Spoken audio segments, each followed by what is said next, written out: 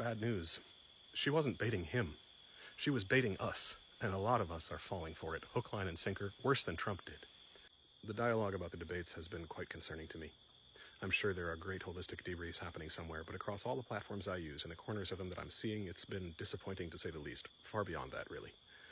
There have been great spoofs, remixes of silly things that were said, a lot of emphasis on how effectively Harris baited Trump and how he took that hook, line, and sinker.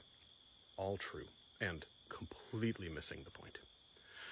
So despite the fact that political critique is a sidebar of this channel and not at all what I want to be talking about or why most of you follow me, can we just zoom out together for a second? The hottest 12 months in recorded history all happened in the last 12 months.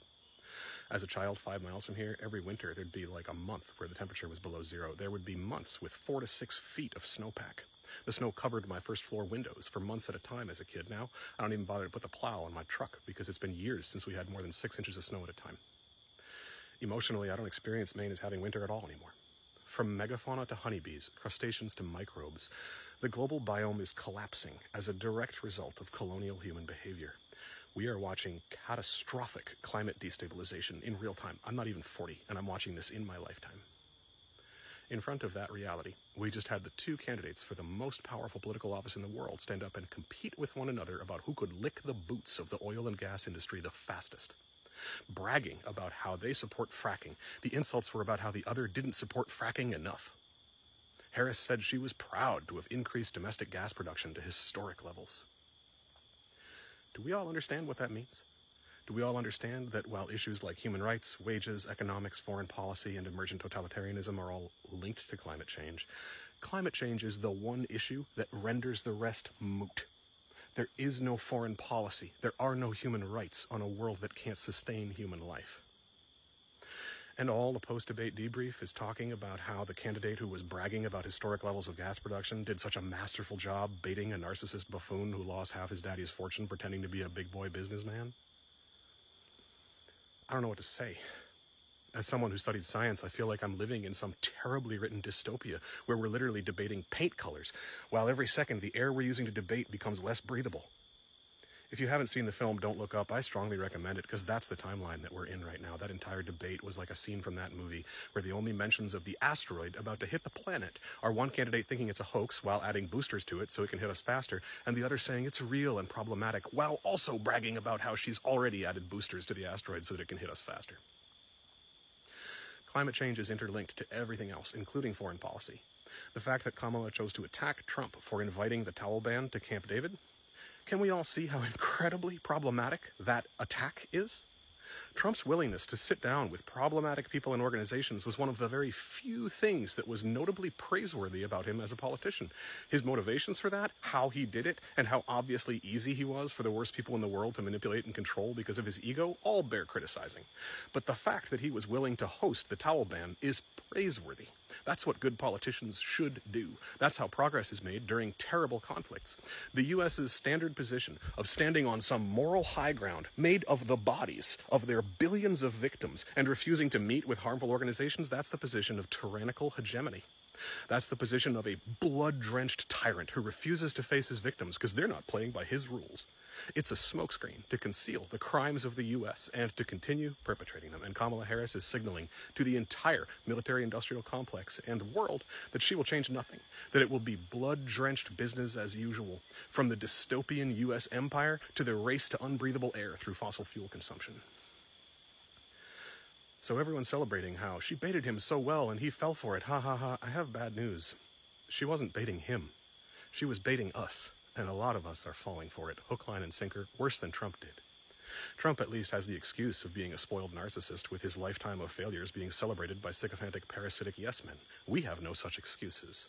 I used to teach rhetoric and logic, and Kamala is very good. She used a bunch of heavy-handed but super effective emotional manipulation techniques like baiting him into saying categorically ludicrous things that he loves to say and then laughing at him. That was all strategic. She didn't think it was funny. You could see on her face that her laughter was fake because it was strategic. That's not a criticism. It was a super effective tactic in that debate. My point is that it wasn't just for Trump.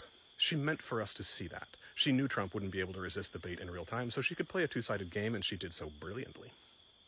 I'm just asking you to see the game. Who benefits when all our takeaway is that Kamala Harris is the adult in the room and has everything neatly in hand? Because it's not us. She's telling us all, in no uncertain terms, that she's committed to escalating climate change and global U.S. imperialism. And she's weaponizing the very real concerns of the population against us. Did you catch how she bragged about being the tie-breaking vote on the Inflation Reduction Act as part of her bragging about how much she supports fossil fuels?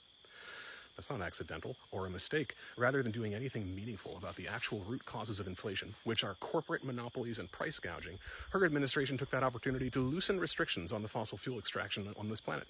And they called it the Inflation Reduction Act to get everyone thinking they were working for us. Joe Manchin, who's a corporate-owned scumbag, loudly bragged that because of the Inflation Reduction Act, we are producing fossil fuels at record levels. But the Inflation Reduction Act did nothing to stop the massive corporate cash grab that administration was facilitating at that time. It was a perfect 1-2 punch. The Republicans blamed Biden and the Democrats for a jump in fuel prices and general inflation, giving the Democrats the chance to look like the good guys while greenlighting the fossil fuel industry, hiding behind the fact that they threw in a few crumbs to corporate sustainable energy initiatives. Do we think that our great-grandchildren will thank us for supporting those policies when climate change has made the equatorials of this globe unlivable, turned 80% of the arable land into deserts and swamps, and created a climate refugee crisis on a scale that we literally cannot imagine? Turns out climate change runs like a turbocharger in a car. Starts off slow, but then you dump enough exhaust into it and it spools up and gets real fast. Every predictive model of climate change we've ever made has been wildly wrong by underestimation. Do you think that our emphasis on how badly Harris schooled him in the debate will help our great-grandchildren find food? We have no idea what's coming. None. No one has any idea.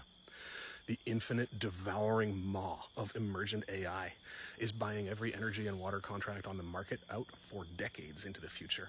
They are arming autonomous robots and already working on hybridizing AI into lab-grown human brain organoids and fungal networks. I know how insane that sounds, because it is. The fact that we're putting resources into that instead of phasing out of all CO2 producing energy consumption as rapidly as possible, like maximum a 5-year plan to global zero emissions, is truly insane. It's beyond irrational to the point of being actively self-destroying. They're not planning for a livable world. They're planning for total control during the collapse of the biosphere that they know their actions are causing. Those armed AI-powered robots are not for our benefit, and that's the world that Kamala Harris is 100% committed to. I understand how crazy what I'm saying sounds. Don't believe me. Go watch the advertising videos from cutting-edge military robotics companies. They're not hiding it. They're very proud of what they're doing. Go check out this creator. She breaks down the emergent human brain organoid science in truly horrifying, nightmarish ways. The only sane policy today is phasing out all fossil fuel consumption immediately, ceasing the genocidal global colonial project, and talking together as humans. Kamala Harris is on the wrong side of all three, making her categorically insane. Just like Trump, she's trying to unalive the entire species and destroy the biosphere that creates us.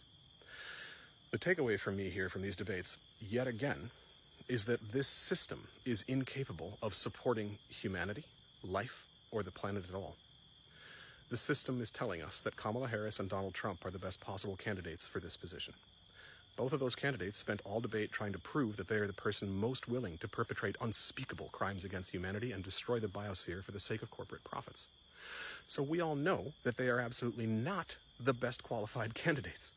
So the system saying that these are the best candidates is a complete and total damnation of the system itself. There are other systems. Systems with proven track records of millennia of multinational ecological and humanitarian stability on the very land that the U.S. currently occupies. Go listen to Oren Lyons, Haudenosaunee faithkeeper of the Wolf Clan of both the Onondaga Nation and the Seneca Nation. Seek out the story of the peacemaker and the great law of peace as told by Haudenosaunee people. The Haudenosaunee are still practicing those ways, and they're not the only ones. Indigenous people all over the world are still holding the ways of being which worked for millennia before colonization and can work again if we can open our eyes. I understand how this video is likely to bring up strong reactive emotions, and people will likely think I'm saying things that I'm really not. Please notice what I'm not saying here. Like, I've never said, don't vote for Kamala, or vote for Kamala. It's much more complex than that, which is why I made an entire video about it on the Play Button app, titled, How to Vote Out the Supreme Court. If you want my thoughts on how to vote strategically, you can find them there. But whether you watch that or not, I'm just inviting us all to keep our eyes open and up. Strategically leveling a gullible, narcissistic moron in a debate does not mean that Kamala Harris is on your side or the side of humanity.